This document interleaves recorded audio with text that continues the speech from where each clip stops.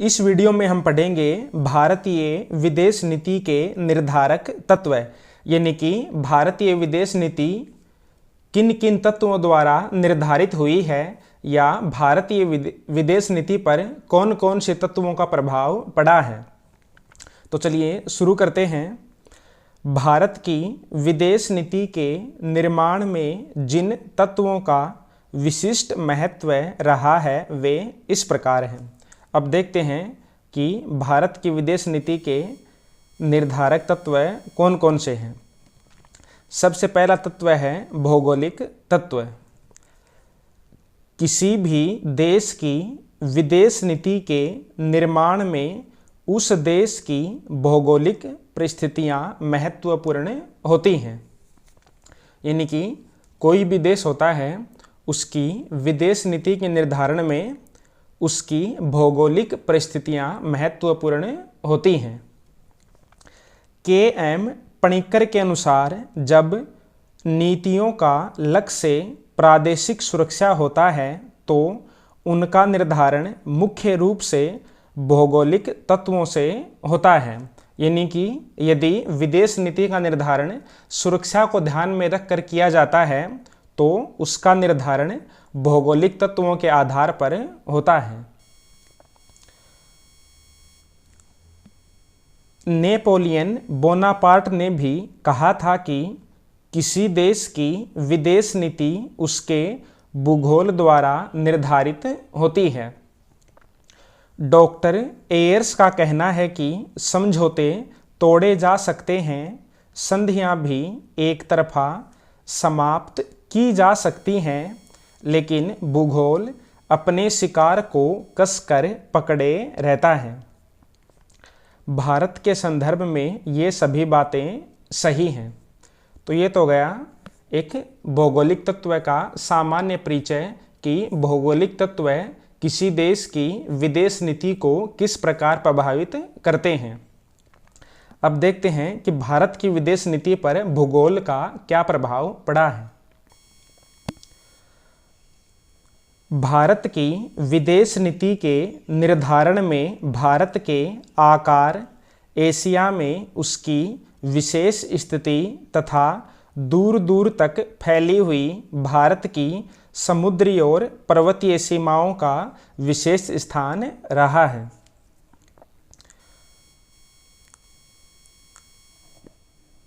भारत उत्तर में साम्यवादी गुट के दो प्रमुख देशों पूर्व सोवियत संघ और चीन के बिल्कुल समीप है। यानी कि भारत के उत्तर में एक तो सोवियत संघ की सीमा लगती थी और दूसरी चीन की सीमा लगती है, और ये दोनों ही देश क्या हैं, साम्यवादी हैं। भारत के एक छोर पर पाकिस्तान है तो दूसरे छोर पर उसकी सीमा समुद्र से घिरी है। स्वतंत्रता प्राप्ति के बाद अपनी लंबी सीमाओं की सुरक्षा भारत के लिए मुख्य चिंता का विषय था। यानी कि भारत को अपनी विदेश नीति का निर्धारण भारत की सुरक्षा को आधार मान करके करना था। अब आगे देखते हैं। यदि भारत साम्यवादी गुट में शामिल हो जाता तो उसकी समुद्री सीमा पर खतरा उत्पन्न हो जाता, क्योंकि पश्चिमी गुट अपनी नौसैनिक शक्ति के कारण हिंद महासागर पर दबदबा था। तो इसमें क्या बताया है कि यदि भारत सोवियत संघ की तरफ शामिल हो जाता तो उसे पश्चिमी देशों यानी कि अमेरिका से खतरा उत्पन्न हो जाता, क्योंकि अमेरिका और ब्रिटेन की नौसैनिक शक्ति ज़्यादा मजबूत थी। यदि भारत पश्चिमी गुट में शामिल होता तो उत्तरी सीमा पर साम्यवादी राष्ट्र उसके लिए खतरा पैदा कर सकते थे। तो इस प्रकार भारत की स्थिति ऐसी थी कि भारत न ही तो साम्यवादी गुट में शामिल हो सकता था और न ही पश्चिमी गुट में शामिल हो सकता था।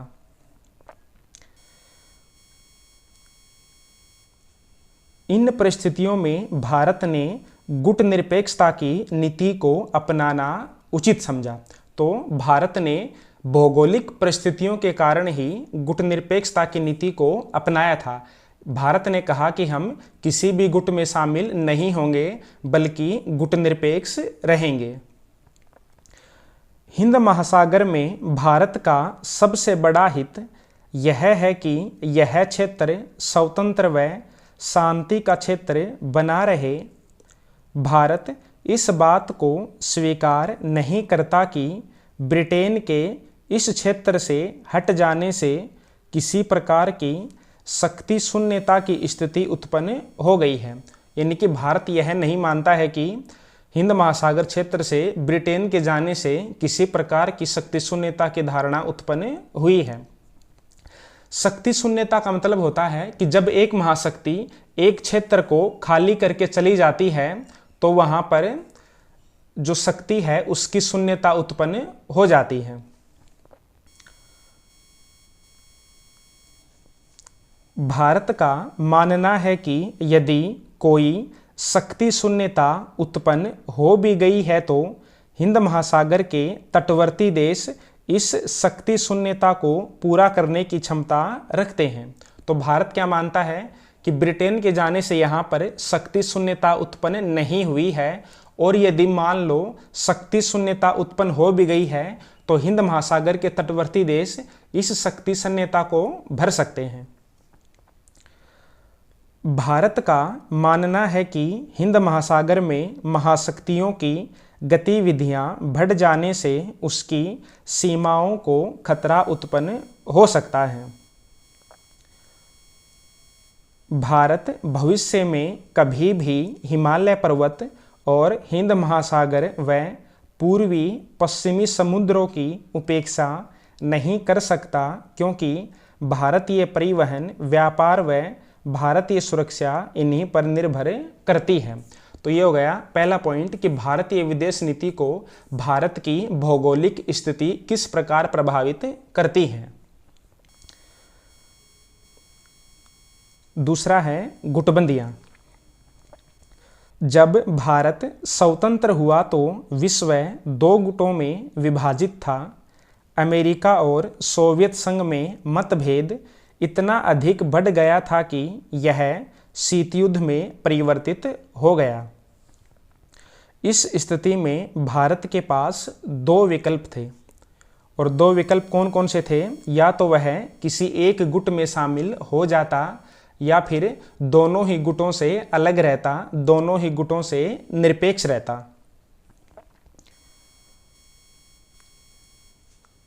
भारत ने दोनों गुटों से अलग रहना ही उचित समझा, क्योंकि वह दोनों गुटों के बीच सेतुबंध का कार्य करना चाहता था। सेतुबंध कह लो या फिर संपर्क स्थापित करने वाली कड़ी।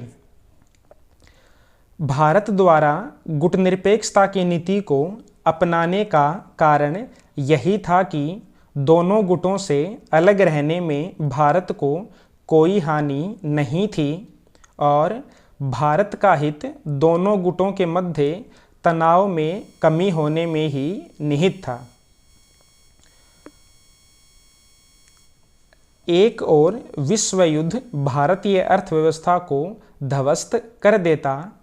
गुटनिरपेक्षता की नीति भारत को दोनों गुटों के मध्य मध्यस्थ का कार्य कर अंतर्राष्ट्रीय तनाव को कम करने में सहायता देने के योग्य बनाती है। तो दूसरा पॉइंट क्या हो गया? गुटबंदियां।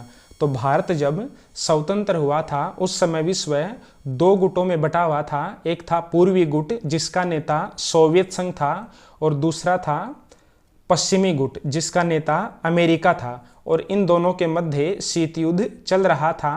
तो भारत ने निर्णय लिया कि हम किसी भी गुट में शामिल नहीं होंगे, बल्कि हम दोनों गुटों के बीच शांति स्थापित करने वाली कड़ी के रूप में कार्य करेंगे।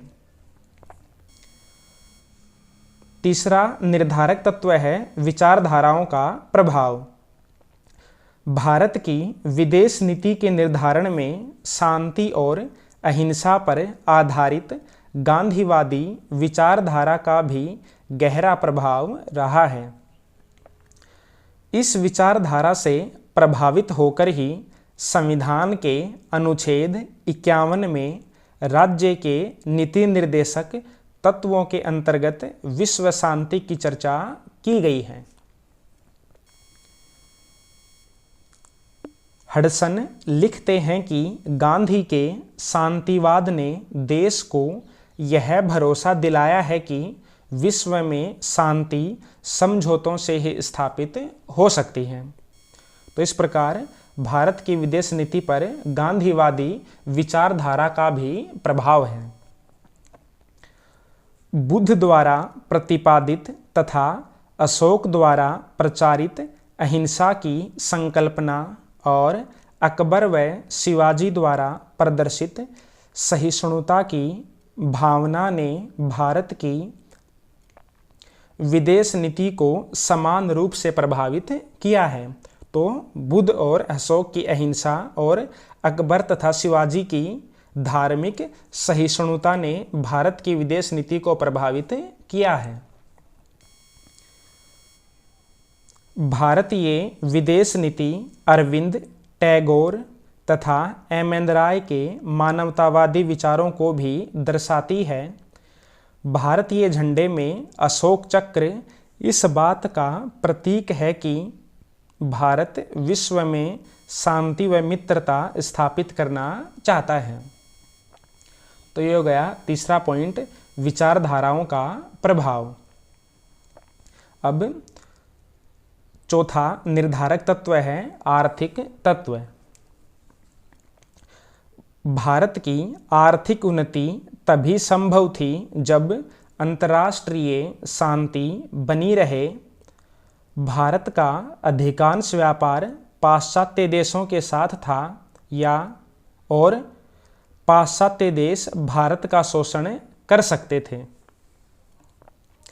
भारत अपने विकास के लिए अधिक से अधिक विदेशी सहायता प्राप्त करना चाहता था। इसके लिए आवश्यक था कि भारत सभी देशों के साथ संबंध बनाए रखे और किसी एक गुट में शामिल न हो। तो भारत की आर्थिक प्रगति के लिए यह आवश्यक था कि भारत किसी एक गुट में शामिल न हो, बल्कि दोनों ही गुटों से संबंध बनाए रखे। गुटबंदी से अलग रहने के कारण भारत को दोनों ही गुटों से सहायता मिलती रही, क्योंकि कोई भी गुट नहीं चाहता था कि भारत दूसरे गुट के प्रभाव क्षेत्र में चला जाए। तो अमेरिका और सोवियत संघ दोनों ही भारत की आर्थिक सहायता करते रहे, क्योंकि कोई भी पक्ष नहीं चाहता था कि भारत दूसरे गुट में शामिल हो जाए।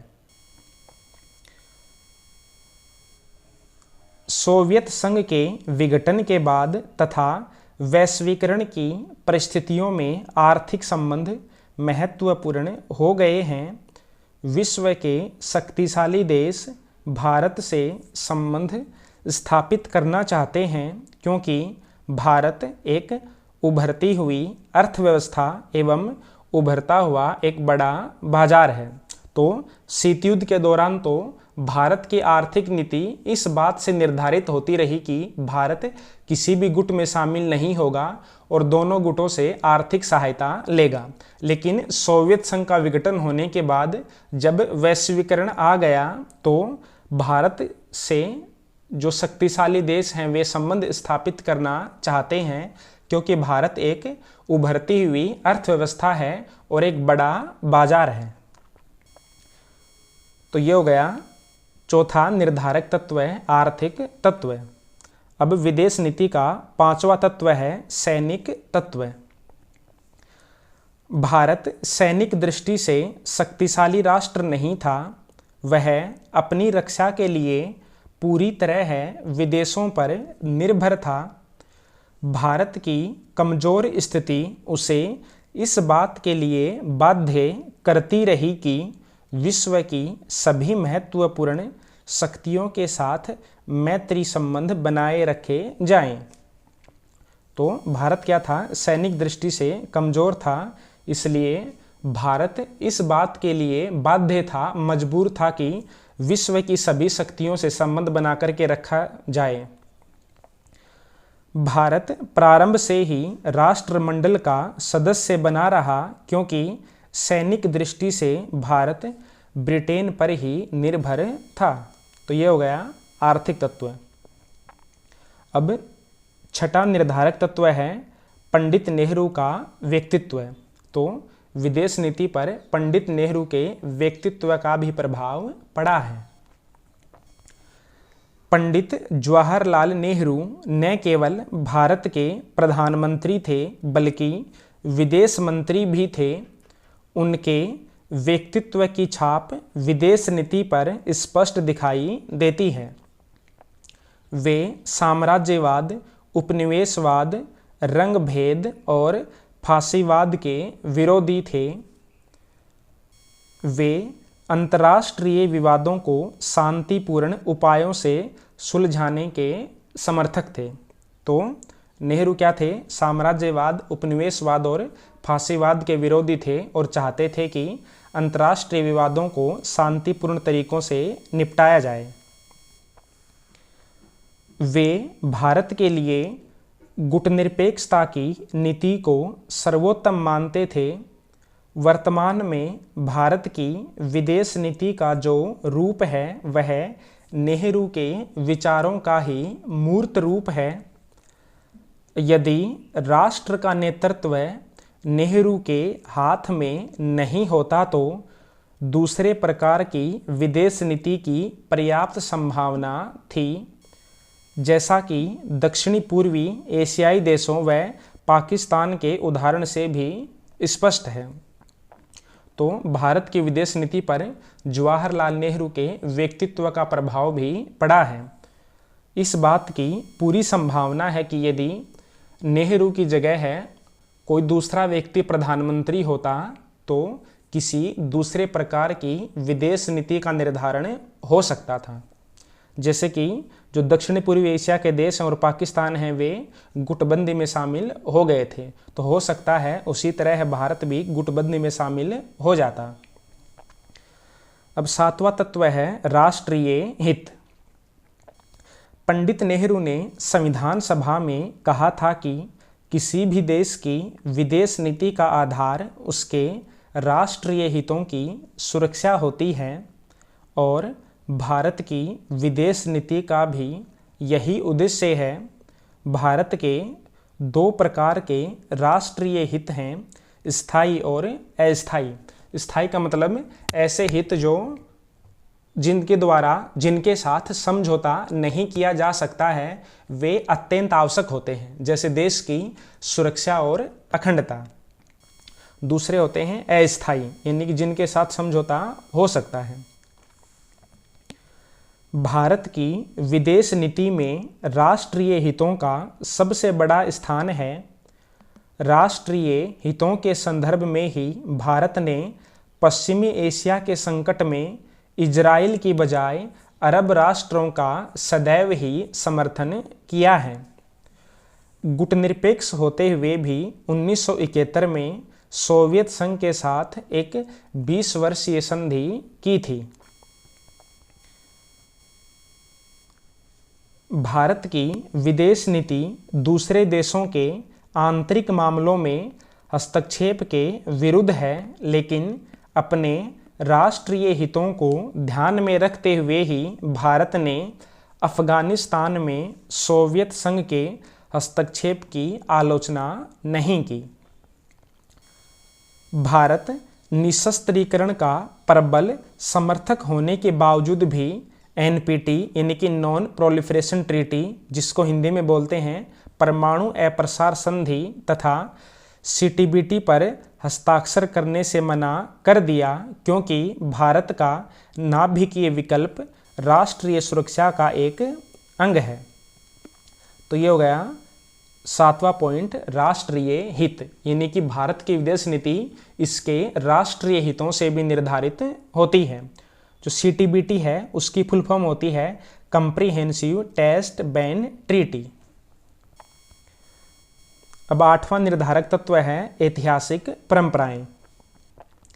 भारत की विदेश नीति के निर्धारण में ऐतिहासिक परंपराओं का भी बड़ा योगदान रहा है।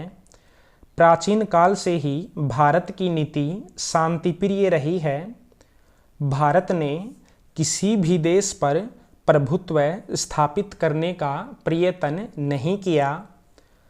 भारत की यह परंपरा वर्तमान विदेश नीति में स्पष्ट दिखाई देती है। हिंदू सभ्यता का चरित्र और उसकी विशेषताएं जैसे शांति, समन्वय और सहिष्णुता की भावनाएं हमारी विदेश नीति का बहुत बड़ा आधार हैं। पाकिस्तान के साथ शत्रुतापूर्ण संबंध और दक्षिणी पूर्वी एशियाई देशों के साथ सांस्कृतिक व आध्यात्मिक संबंध भी ऐतिहासिक अनुभवों के परिणाम हैं।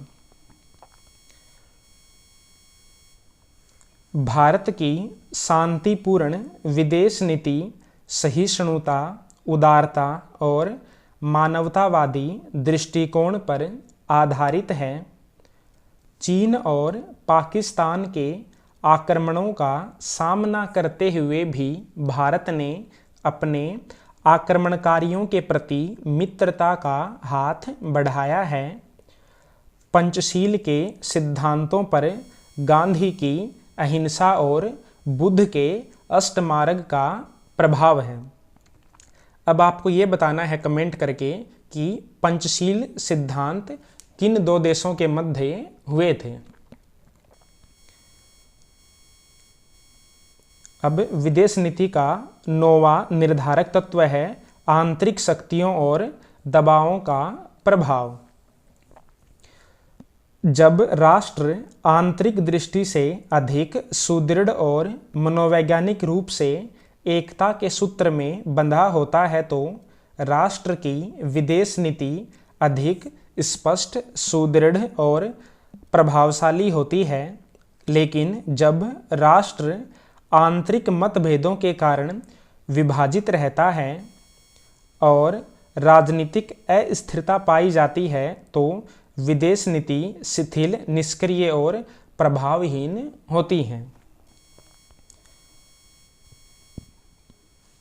स्वतंत्रता प्राप्ति के बाद के 17 वर्षों तक भारत आर्थिक और सैनिक दृष्टि से निर्बल होने पर भी विश्व राजनीति में इस कारण अधिक योगदान दे सका कि नेहरू का व्यक्तित्व अधिक प्रभावशाली था। लेकिन उनकी मृत्यु के बाद भारतीय विदेश नीति कमजोर पड़ गई। तो जब भारत स्वतंत्र हुआ था तो उस समय काफ़ी कमज़ोर था, सैनिक दृष्टि से भी कमज़ोर था और आर्थिक दृष्टि से भी कमज़ोर था। लेकिन फिर भी भारतीय विदेश नीति प्रभावशाली रही क्योंकि पंडित नेहरू का व्यक्तित्व प्रभावशाली था। लेकिन उनकी मृत्यु के बाद विदेश नीति कमज़ोर हो गई।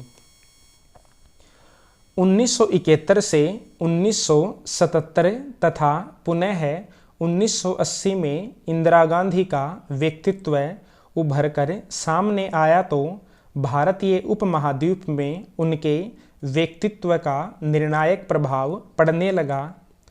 1971 में बांग्लादेश की स्वतंत्रता, 1974 में पोखरण परमाणु परीक्षण, 1975 में आर्यभट्ट, 1979 में भास्कर प्रथम, 1983 में इनसैट फर्स्ट बी के अंतरिक्ष में भेजे जाने से भारत की प्रतिष्ठा बढ़ी।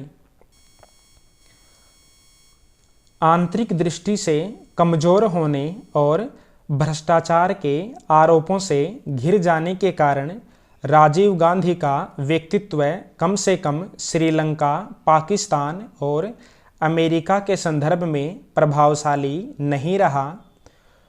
दुर्बल सरकारों के नेता होने के कारण वीपी सिंह तथा चंद्रशेखर की विदेश नीति भी अस्पष्ट रही। 1991-92 में नरसिम्हा राव अल्पमत सरकार के नेता थे और बाद में उनकी सरकार के अनेक मंत्री घोटालों में फंसते रहे। भ्रष्टाचार के कारण उनकी छवि धूमिल हो गई। जम्मू कश्मीर में मानवाधिकार हनन के मुद्दे एनपीटी पर हस्ताक्षर पाकिस्तान को अमेरिकी हथियारों की आपूर्ति जैसे मुद्दों पर भारतीय विदेश नीति प्रभावी भूमिका नहीं निभा सकी। थोड़ा सा जल्दी में वीडियो पूरा किया है क्योंकि बहुत लंबा टॉपिक है, इसलिए आपको ज़्यादा समझा नहीं पाया हूँ, लेकिन बहुत आसान भाषा में लिखा हुआ है, आपको समझ में आ जाएगा। तो ये हो गए भारतीय विदेश नीति के निर्धारक तत्व। अगले वीडियो में हम पढ़ेंगे भारतीय विदेश नीति की विशेषताएं।